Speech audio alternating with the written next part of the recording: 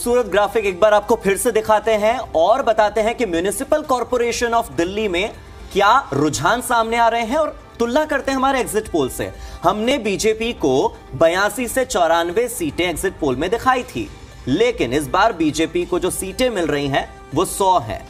बात कर लेते हैं आम आदमी पार्टी की। आम आदमी पार्टी को 134 सीटें मिली। देखिए ये जिलेवार हम आपको दिखा रहे हैं। सेंट्रल दिल्ली की बात करते हैं। सेंट्रल दिल्ली में अन्य और कांग्रेस के हाथ तो कुछ नहीं लगा है, लेकिन बीजेपी को 7 सीटें हैं जहां पर बढ़त बनाई हुई है बीजेपी ने, जबकि दोगुनी सीटों पर 16 सीटों पर सेंट्रल दिल्ली में आम आदमी पार्टी इस वक्त आगे चल रही है। सेंट्रल दिल्ली में कुल मिलाकर 23 सीटें आती है। हम बात कर रहे हैं सेंट्रल दिल्ली की, और सेंट्रल दिल्ली में 16 सीटों पर आम आदमी पार्टी आगे। और अब बात करते हैं पूर्वी दिल्ली की।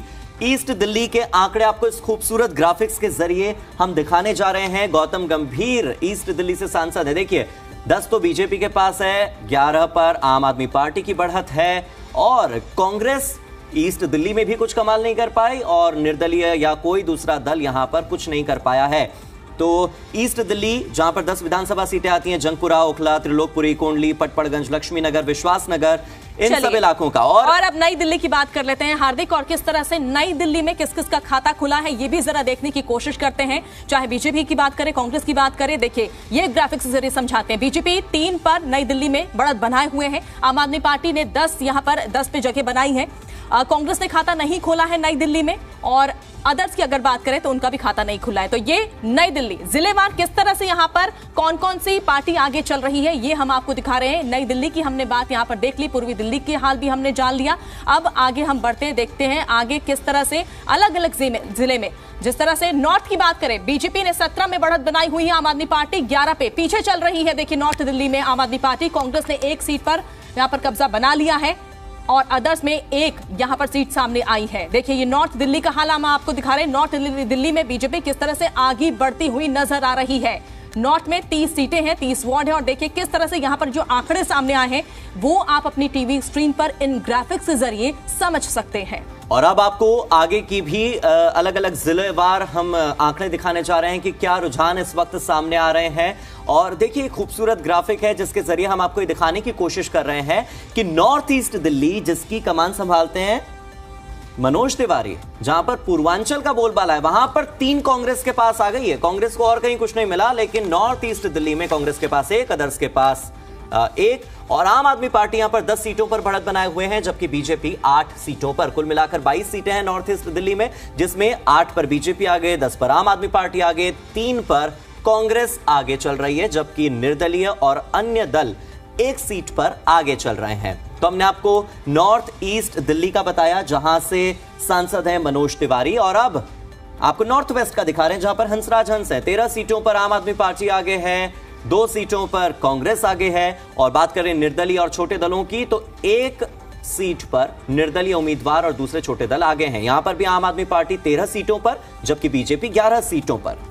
तो कुल मिलाकर देखा जा रहा है कि हर जिले में आम आदमी पार्टी की बढ़त बीजेपी से 1-2 सीटों में ज्यादा ही है। बिल्कुल दिलचस्प मुकाबला देखने को मिल रहा है। हालांकि नॉर्थ की अगर हमने जिस तरह से तस्वीर देखी है, और नॉर्थ में जो है बीजेपी का जो आंकड़ा वो ज्यादा है, ये बेहद ही यहाँ पर खुशी की बात बीजेपी के लिए हो सकती है। और देखना यह है कि देखिए अलग अलग सीटों को लेकर जो हम ये तस्वीर आपको दिखा रहे हैं, 250 वोट को लेकर शाहदरा के आंकड़े भी दिखा रहे हैं दर्शकों को। हाँ बिल्कुल, शाहदरा में बीजेपी 10 पर बनी हुई है, आम आदमी पार्टी 7। देखिए शाहदरा में बीजेपी ने बढ़त बनाई हुई है। एक बड़ा झटका आम आदमी पार्टी के लिए, बाकी पार्टियों के लिए भी, और बीजेपी के लिए खुशी की बात। तो ये शाहदरा ही है जो अलग लग रहा है सुप्रीत। बाकी जगहों पर तो आम आदमी पार्टी 2 से 3 सीटों में ज्यादा ही है। केवल बीजेपी को अगर कहीं बढ़त मिली है तो वो शाहदरा जिले में ज्यादा देखने को मिल रही है।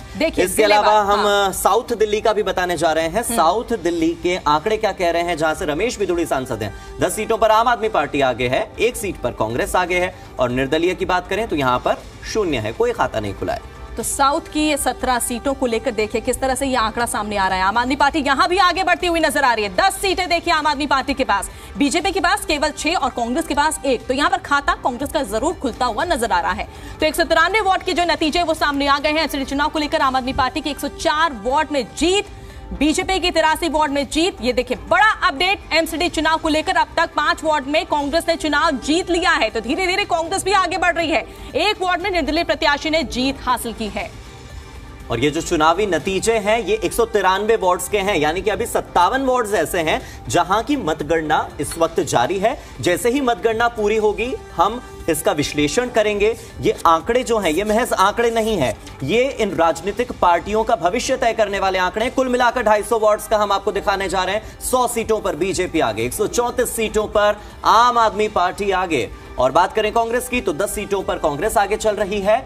और इसके अलावा निर्दलीय और छोटे दलों की बात करें तो 6 निर्दलीय जो सीटें हैं वो आगे चल रहे हैं। 6 सीटों पर निर्दलीय आगे चल रहे हैं। देखिए हम आपको ग्राफिक्स के जरिए दिखाने की कोशिश कर रहे हैं कि अदर्स 6, कांग्रेस 10, आम आदमी पार्टी 134 और बीजेपी 100 पर आगे। ये रुझान है, ये फैसले नहीं है, ये नतीजे नहीं है। नतीजे केवल 104 सीटों पर आम आदमी पार्टी की जीत सुनिश्चित हो चुकी है, जबकि 83 सीटों पर बीजेपी की जीत सुनिश्चित हो चुकी है। तो ये नतीजे नहीं है, ये रुझान है। रुझान और नतीजों का अंतर हम आपको बता देते हैं।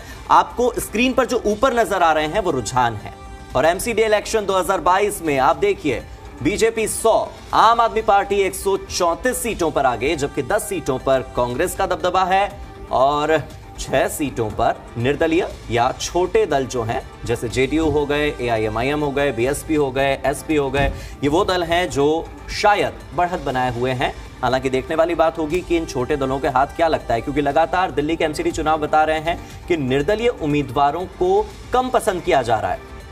और यह भी देखा जा रहा है कि दिल्ली की राजनीति धीरे धीरे पार्टी और संगठन को देखने लगी है, बड़े बड़े चेहरों को देखने लगी है। और इस बार एमसीडी इलेक्शन में भी देखा जा रहा है कि किस तरह से केजरीवाल फैक्टर और मोदी फैक्टर काम कर रहा है।